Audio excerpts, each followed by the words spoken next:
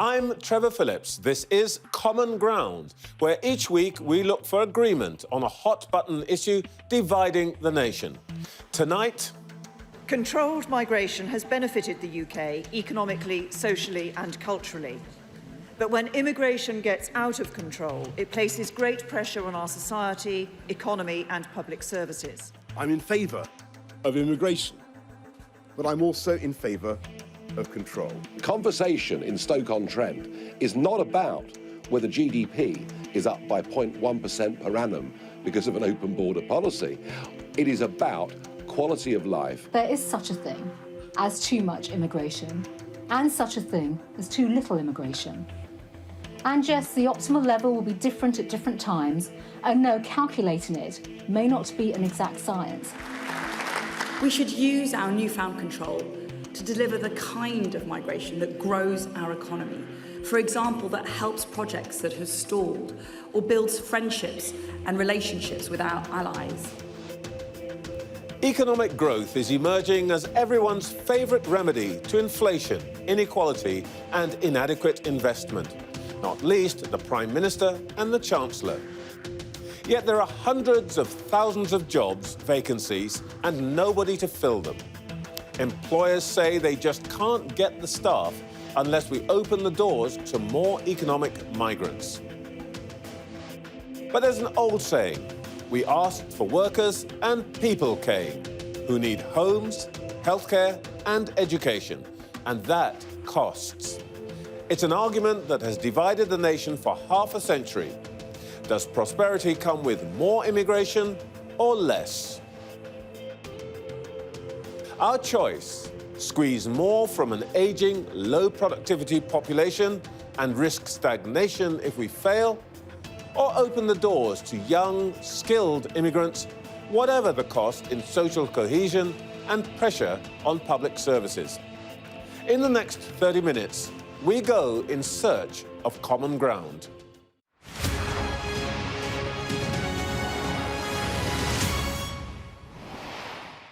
With me tonight, Vicky Pryce, Chief Economic Advisor to the Centre for Economics and Business Research, and a former head of the Government Economic Service. And from Conservative Party Conference in Birmingham, Robert Colville, Director of the Centre for Policy Studies, who was a co-author of the 2019 Conservative Manifesto. Let me start with you, Vicky, if I may. We already have historically high levels of inward migration, over 700,000 this year. Why do we need more people to support economic growth? Well, the most important thing to look at is the net migration, how many people have also gone. So the numbers are not that great when you look at that. We're talking about possibly over 200,000 About per 240,000. year. Yes. But the interesting thing is we've been getting roughly that number now for, a couple of decades, frankly. Yes, there was a brief period when we were getting more after there was this big influx of people from particularly the former Eastern European countries, but that then became sort of quite normalised, if you like. Well, the reason why it matters is, first of all, it increases the labour force that we have, and that's good news, because if you want to get growth of any sort, you need an increasing labour force or a very substantial increase in productivity, or both.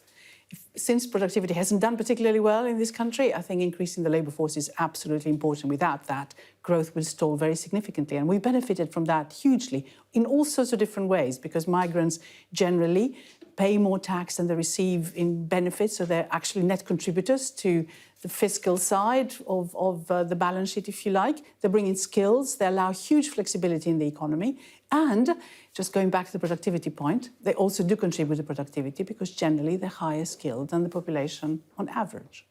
OK, well, let's come back to some of those points, particularly the productivity point.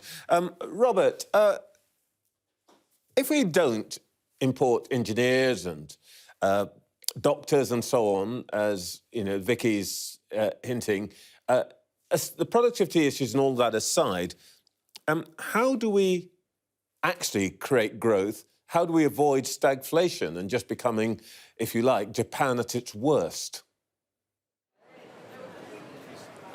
Well, I think the immigration has benefited the country hugely. There are many of us, myself included, who wouldn't be here without immigration. But there's a danger that that sometimes it becomes something of a shell game. Vicky said that immigration raises GDP, and that's right. But obviously, you know, in part, GDP is just a product of the number of people who are here. Essentially, our economy for the last couple of decades got hooked on cheap migration. It became dependent on a high level of migration in all sorts of areas. And you saw this after the Brexit vote, when the government was trying to clamp down on immigration. Sector after sector would go to the government and say, look, we know you need to restrict immigration, we know we need greater control, but we are a special case. There are specific skills that we cannot access in the British economy that we need to import. And you know, and in many cases, obviously in some cases that was special pleading, but in many cases it was absolutely right. There are all sorts of sort of tiny bottlenecks all over the economy in terms of skills. I mean, I'll give an example from the city and the financial and the sort of startup sector. If you talk to people who are leading sort of fast-growing companies, they say, you know, there are specific skills around, you know, chief finance officers, chief revenue officers, very, very sort of quite technical things that a fast-growing startup needs, where you need to be able to attract talent from America or from South Africa or wherever it may be. Likewise, up here in Birmingham, if you talk to the politicians, it may sound like a cliche, but they would say that, you know, they need to get professional curry chefs in from other countries in order to keep that part of their economy going. OK, let's delve into each of these cases in a bit more, starting with the case that you put forward, Vicky. Some people say this is the lazy way to growth, that actually what we should focus on is more investment, increasing skills, all of that. And actually, the more you bring people in, the more you put off the evil day. So, for example, you get more chefs from Bangladesh instead of teaching some young kids to become chefs. Perhaps. I think some of those things cannot properly be taught by just doing it here, I'm guessing, hence why there is a need for more chefs from Bangladesh to come, and I think that's probably not going to go away in a hurry. But there is no doubt that we do need to train people more, and we do need to improve the skills that we have right now. If you look at the UK itself, by comparison to OECD countries, we seem to spend less in terms of the amount of money that goes into training employees than most other OECD countries, with the exception of health and safety, where we really go overboard on that. So we could do hugely better, there's no doubt about that. But what immigration does is it allows this extra flexibility. It allows companies to expand. Because if you imagine that you've only got a certain amount of people at work or people you can call on, then obviously anyone who comes in and invests here in order to expand and sell to Europe or sell to anywhere else wants to be absolutely certain that there is this flexibility of labour. It can bring in labour when it needs to, get rid of it when it doesn't need to. And what we saw through the membership of the EU was that this flexibility was incredibly useful because people could come and people could go. And the interesting thing is right now, if you look at migration, or net migration in Europe, which had into the UK, the net part of it, if you like, coming and going, it's actually zero. Okay. And which is an extraordinary thing. And they were the ones who were providing us, if you like, with this breathing space and providing the companies with breathing space. That's gone. Robert, what do you say to this basic point that actually part of the role of immigration is it's not just a straight static equation, but actually it's partly the lubricant in the engine of growth? I mean, that's true. Immigration helps the economy adjust. But the point here is, and the key point here, is that immigration is not just about economics. I mean, that's why we had the Brexit vote. It's one of the main drivers of the Brexit vote. That's why there was such a panic over the Channel crossings this year and last. People, you know, immigration has cultural and social elements as well, in particular in terms of the demand for public service, the demand for housing. So, I mean, our think tank, the Centre for Policy Studies, has been campaigning zealously for more house building. And one of the things you always hear people tell you is, yeah, but, you know, it's just because of high immigration. That, you know, there's a link in quite a lot of people's minds between sort of NIMBYism and immigration. And in fact, we ran the numbers, and you know, a significant chunk of the extra demand for housing, though by no means all of it, and actually in fact by no means the majority, is down to extra numbers coming in. And there's also the cultural assimilation point, that people want to feel that, you that this is under control. They want to feel that people coming in are assimilating, they're becoming part of the society, and not being sort of cordoned off in separate areas. So there's this whole complex of other issues, and I think the danger is that we have too often just thought about this and talked about it as if it was an economic issue solely. Vicky, this is an important point, isn't it? Because it isn't a straight numbers game, that there are cultural questions and there are all sorts of issues, pressures on public service and so on. How do you make that sum work? I think it's a very important point, and I do agree that there are stresses that come into particular communities when there are lots of people turning up from wherever they may be turning up. But it is really interesting. First of all, what you find is that if you look at the historical sort of migration details, people who come from the EU tend to be already educated, and they are single people possibly who come in work and do not, for some time, bring any family along, and they go back. People who come from non-EU countries tend to also bring their family. So if you look at the visas that have been granted, quite a lot of the visas over the last year have been for family members or people to join others. So what you find is that there can be different types of migration that one is talking about. But if you look, though, for those who come for work, the interesting thing about the fact that, yes, perhaps they may be asking for some services, what we know that overall they ask for fewer services than the native born, because they were born somewhere else. The National Health Service of their system dealt with them. They were educated somewhere else. A very large percentage come with tertiary education already. We haven't had to provide that either. So, in fact, overall, there is a win. If you just look at the balance sheet of that, for example. Yes, of course, as I said, there are localised issues. And it's absolutely true. We're not building enough houses. Yeah. We should be building more. But this is what you expect from a growing population. Robert, I mean, there's some agreement here that there is a trade-off here.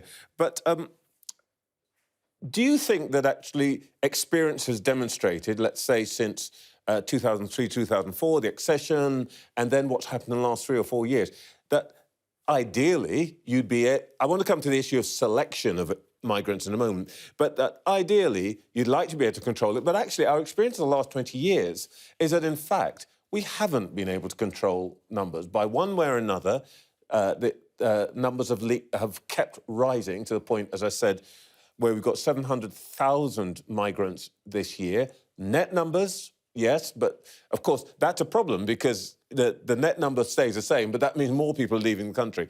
This is a bad spiral, isn't it? Well, so I'd half agree with you there. I mean, numbers have risen, and that may not be what some of the people who voted for Leave wanted and voted for. But there hasn't been a concerted attempt by government to restrict the number of people coming in. In fact, the opposite. Boris Johnson was pro-immigration. He's actually quite a liberal on these matters. Despite in fact, I think net immigration totally was larger under Johnson than any other prime minister. Indeed, and yeah, as Vicky says, what changed was where those people were coming from. I mean, I think on the issue she's talking about, fundamentally, if you bring in young working-age people wherever they're from, they will tend to contribute. It's if you bring in older people or younger people, they will fairly obviously be using public services because that's just how the age structure works. Well, it feels to me like we're moving actually to a place where the two of you might be in the same place. But let me test a couple of things with you. I mean, both of you seem to think that if you essentially got the right kind of immigrant, it would all be fine. My experience is, for example, that the Canadians have profited from this.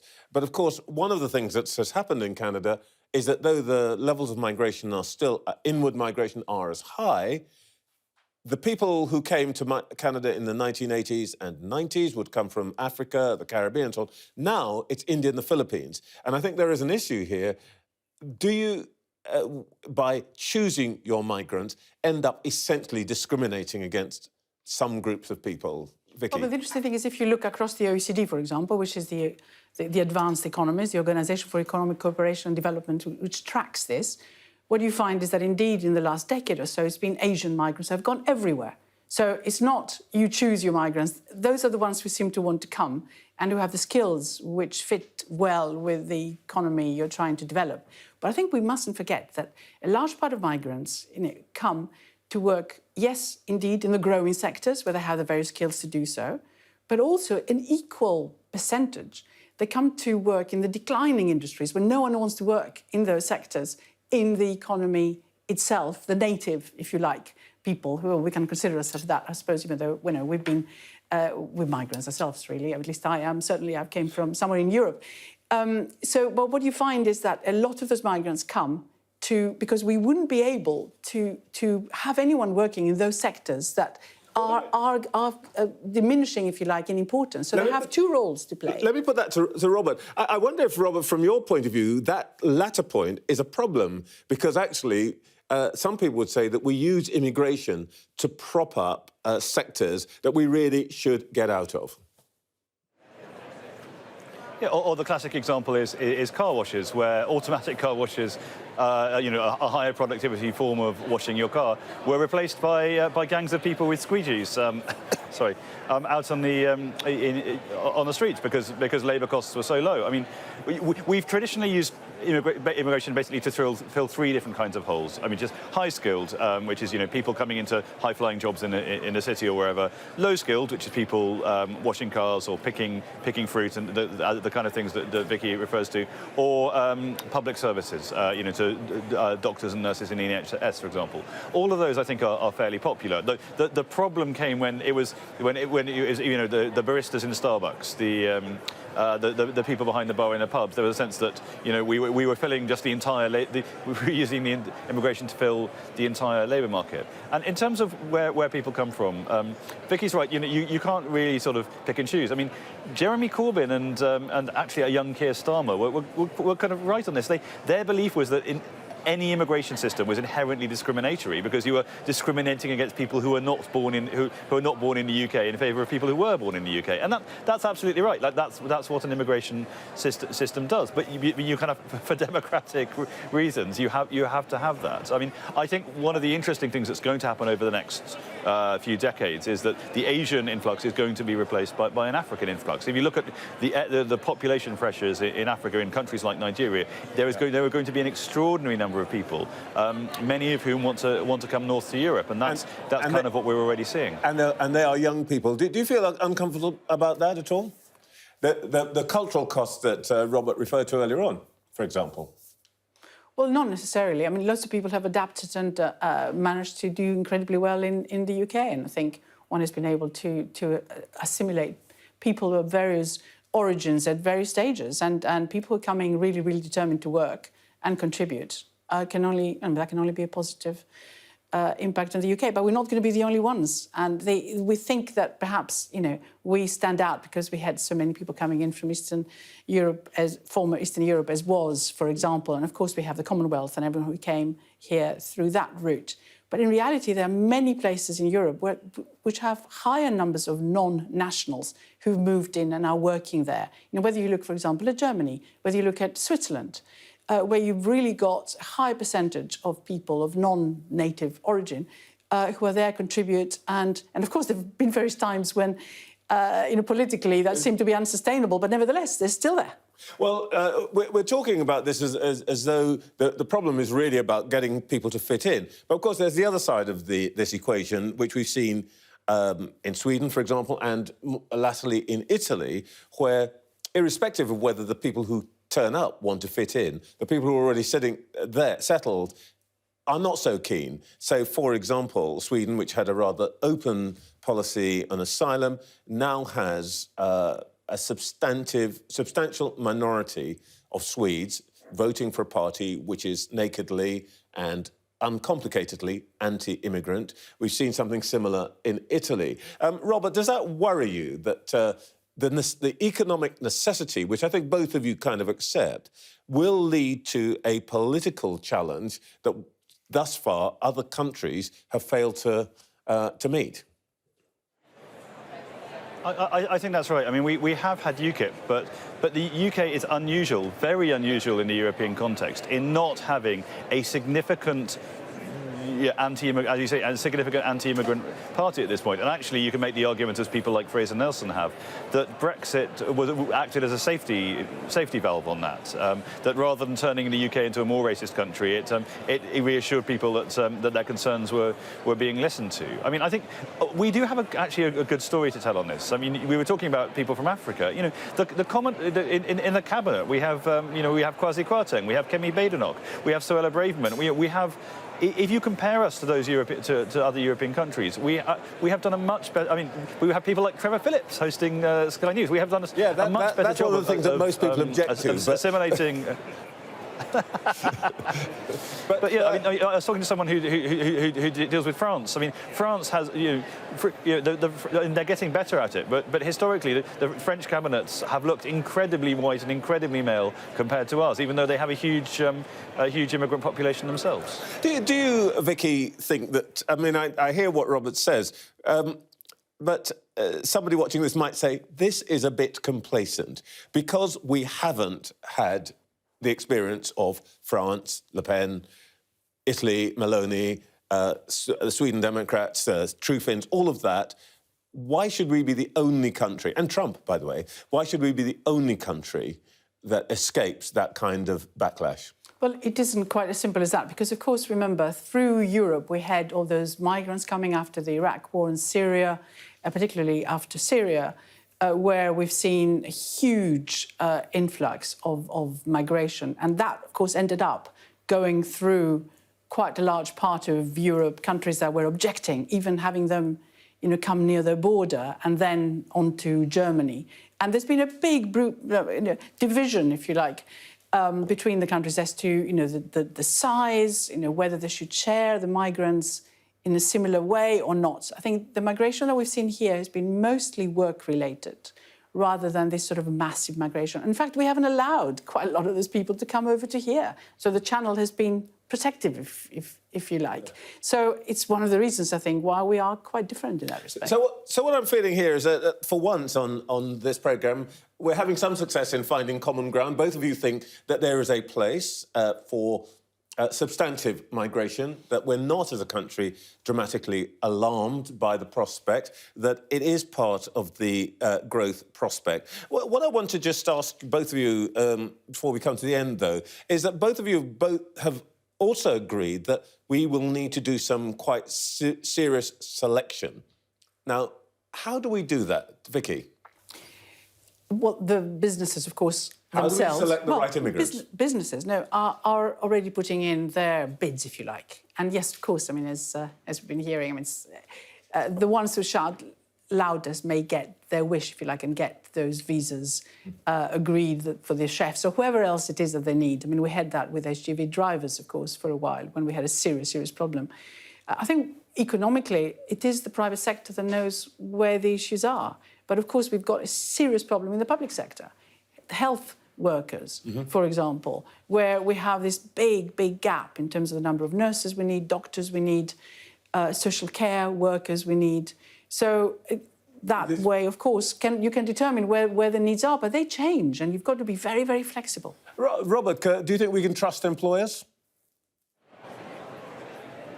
I think we can trust employers to a certain extent, but I do think, as Vicky said, we need to train more here. We need to train more medical staff here in particular. I think we have probably sort of reached the limits of the level of mass immigration that people will be comfortable with, and I think there is a risk that people who voted Leave may sort of finally notice that immigration hasn't actually come down and start to get quite worried about that. But we did say that people were saying that 6 or 7 years ago, Robert. They were saying when net immigration was something like 100 and something thousand, and David Cameron said we've got to get it down below 100,000. People were saying it's intolerable. It's now 250,000, and nobody's rioting in the streets.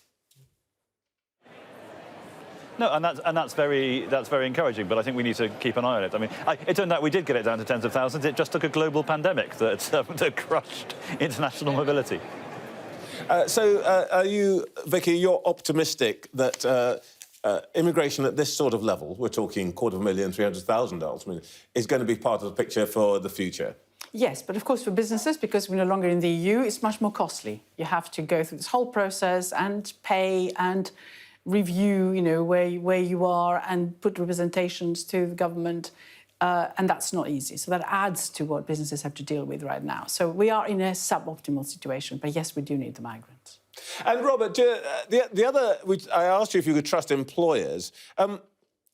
Can we trust the government to be consistent? Because, of course, one of the things that we're going to need to do, if we have a policy on immigration, is to stick to it. You can't do it, change it every year, and also you can't, perhaps, tell people it's going to be this, and then, in practice, make it something different. How do you think we can make governments consistent and also honest about immigration?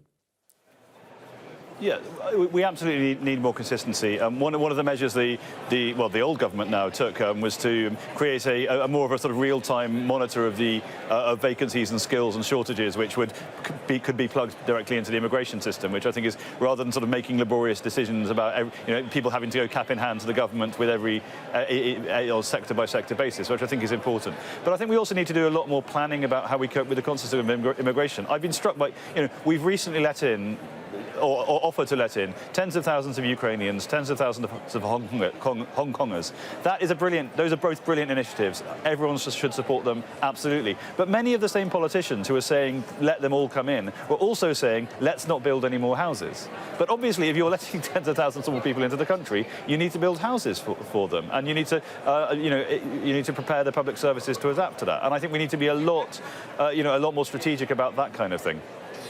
Well, thank you both very much. And I'm very cheerful today because it feels as though on what has been historically the most divisive question in this country, we have, two literate, economically capable, intelligent people who actually agree about this. We don't get that often. And what we seem to agree is, yes, economic growth, yes, immigration has to be part of that. Yes, there has to be some selection. Yes, by employers, but that actually government, by some process, will actually... we can trust government to some extent on this, and that we can actually see something happening in this country that doesn't land us in the place that Sweden and Italy, where extremes come into politics on the back of resistance to immigration. Well, I think we've solved a big problem between us. Thank you very much, Robert. Thank you very much, Vicky. Stay with us. We're going to have all of today's news coming up after the break.